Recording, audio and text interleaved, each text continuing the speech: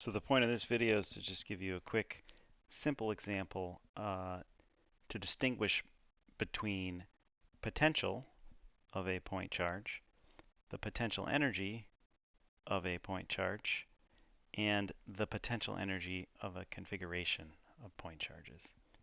So this topic I think can be kind of confusing because those things all sound at first basically the same. So let's distinguish between them now. So for a point charge, you know that the potential for a point charge looks like kq over r. This is the electric potential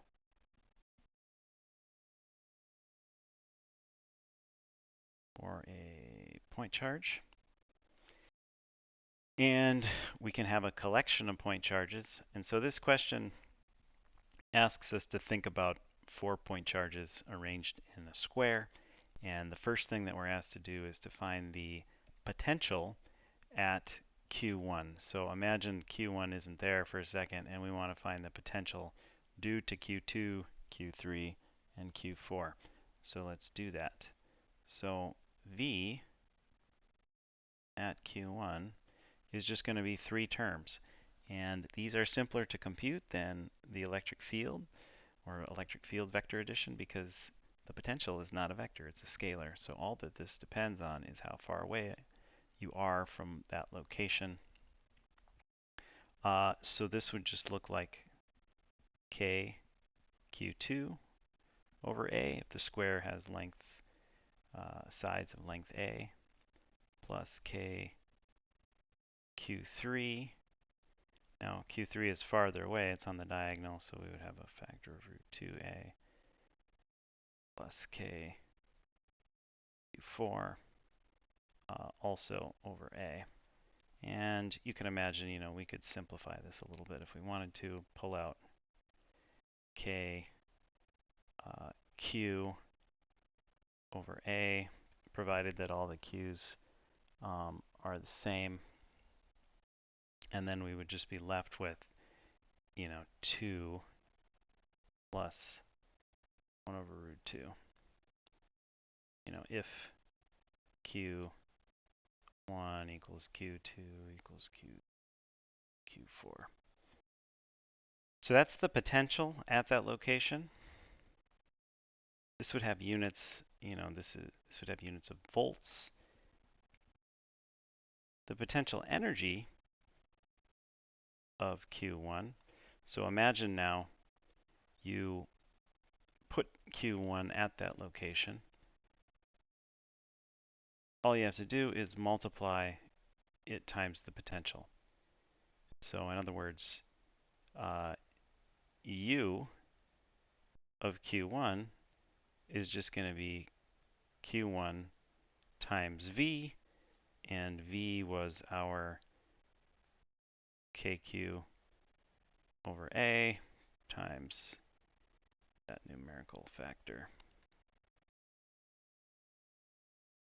So that would be the potential energy. This would have units of joules. But that's the potential energy of that single charge, Q1.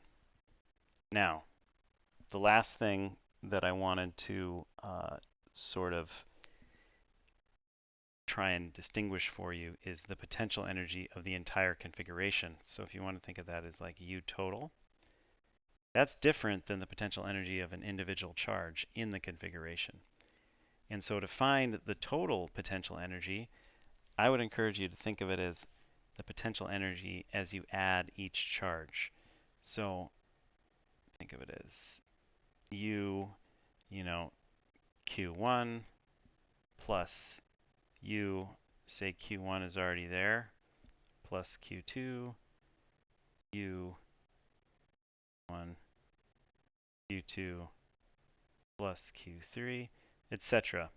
U, Q1, all the other ones to add Q4. So basically just build it up charge by charge, and it's easier, I think, to keep track this way. So the U to add Q1 Well, if there's nothing else there, this costs you nothing. There's no charges that you would have to do work against in order to move Q1 there. So this would be 0. But once Q1 is there, then the potential energy to add, associated with Q2, when Q2 is there, would be K Q1 Q2 over A. Only one term. Now, if you go to add Q3, adding Q3 would have two terms. So there would be a K Q1 Q3 over root 2A plus the other term K Q2 Q3 over A. So that would be the energy associated with adding Q3. And then our last term, or I should say the last charge to add Q4, that one would have three terms for each interaction. So you would have a K Q4 Q1 over A plus K Q4 Q2 over root 2A plus K Q4 Q3 over A. So there would be three charges, in other words, or three terms associated with adding that last charge Q4. And we could simplify this and I should note, this K Q4 Q1, the last three terms, that is, it would have the same size as adding any one of the others. Last, the order of adding them doesn't matter. But notice this is different. So, moral of the story, the potential energy of the total of the configuration is different than the potential energy of any one of the charges. And, if we wanted to, we could simplify this. So, using this same, assuming that they're all the same charges, why don't we simplify this real quick? So, total would be, could factor out a KQ squared out of everything.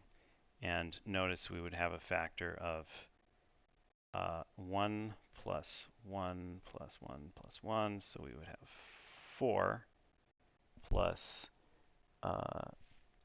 2 factors of 1 over root 2. So 2, 2. And this would be the total energy associated with the potential energy associated with the configuration. The only other thing I would note with this that's kind of interesting is that unlike, say, gravitational potential energy, where those terms are always positive, or not terms, but the masses are always positive. With this, if you change the sign, it can change the potential energy. So, for example, if Q1 were negative,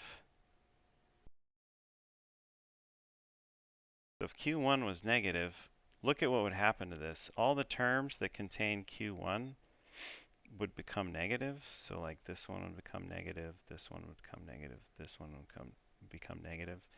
And when you add them up, you would find that the total potential energy